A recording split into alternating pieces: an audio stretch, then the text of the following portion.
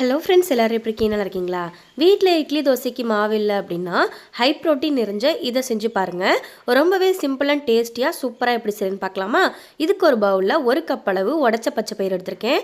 நல்லா தண்ணி ஊற்றி 2 தடவை நல்லா அலசிட்டு நல்ல தண்ணி ஊற்றி ஒரு அரை மணி நேரம் நல்லா ஊற வச்சுக்கலாம். நல்லா ஊறி இந்த அளவுக்கு வந்துச்சு. இப்போ இதை மிக்சியில் போட்டுக்கலாம். எடுத்து வச்சுருக்க பச்சை பயிர் எல்லாத்தையுமே மிக்சியில் போட்டதுக்கப்புறம் அடுத்ததாக இது கூடவே நம்ம ஃப்ளேவருக்கு என்னென்ன சேர்க்க போகிறோம் அப்படின்னா கொஞ்சமாக ஒரு 2 கொத்து போல் கருவேப்பிலை எடுத்து அதில் போட்டுக்கலாம். கருவேப்பிலையை போட்டதுக்கப்புறம் அடுத்ததாக பச்சை மிளகாய் 2 காரத்திற்கு ஏற்ப சேர்த்துருக்கேன். நீங்கள் வரமிளகாய் இருந்தால் கூட வரமிளகாய் சேர்த்துக்கலாம். அடுத்ததாக இது கூட சின்ன துண்டு இஞ்சி தோல் சீச்சிட்டு இந்த மாதிரி சின்னதாக எடுத்து கட் பண்ணி போட்டுக்கலாம். இதை போட்டதுக்கப்புறம் அடுத்ததாக 1 டீஸ்பூன் சீரகம் போட்டுக்கலாம். சீரகம் சேர்த்ததுக்கப்புறம் கொஞ்சமாக அரை டீஸ்பூன் பெருங்காயத்தூள் போட்டுட்டு அரை டீஸ்பூன் உப்பு போட்டுட்டு நல்லா தண்ணி ஊற்றி நல்லா ஃபைன் பேஸ்ட்டாக இந்த மாதிரி தோசை மாவு பதத்துக்கு அரைச்சிக்கிட்டு இதை ஒரு பவுலில் ஊற்றியாச்சு. இப்போ எல்லாத்தையுமே ஊற்றுனதுக்கப்புறம் இதில் 1 கப் அளவு தண்ணி அலசி ஊற்றிக்கோங்க. அதாவது தோசை ஊற்றுற பக்குவத்துக்கு ஏற்ற மாதிரி தண்ணி அலசி ஊற்றியாச்சு.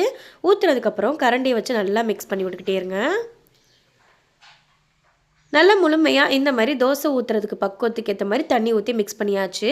ரொம்பவே சிம்பிள் அண்ட் டேஸ்டியான ஒரு ஹெல்த்தியான ஹை ப்ரோட்டீன் நிறைஞ்ச தோசை மாவு ரொம்ப சிம்பிளாக ரெடி ஆயிடுச்சு.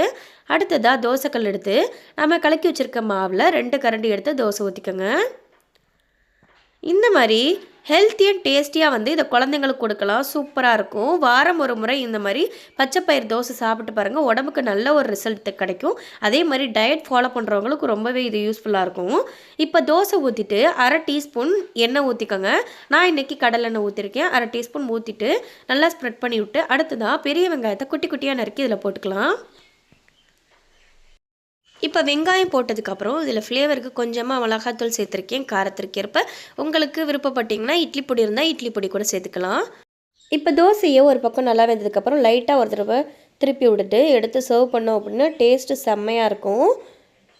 இதில் கேரட் கூட நீங்கள் சீச்சு போட்டு சாப்பிட்லாம். சூப்பராக இருக்கும். அதே மாதிரி வெயிட் லாஸ் பண்ணணும்னு நினைக்கிறவங்களுக்கு இது ரொம்பவே யூஸ்ஃபுல்லான ஒரு வீடியோவாக இருக்கும். கண்டிப்பாக ஸ்கிப் பண்ணாமல் பாருங்கள்.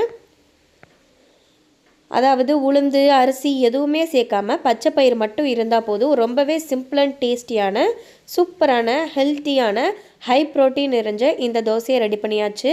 இதுக்கு தக்காளி சட்னி தேங்காய் சட்னி கார சட்னி எல்லாமே ரொம்ப ஆப்டாக இருக்கும். ஆனால் இதை நம்ம சும்மாவே சாப்பிட்றலாம். டேஸ்ட்டு செம்மையாக இருக்கும்.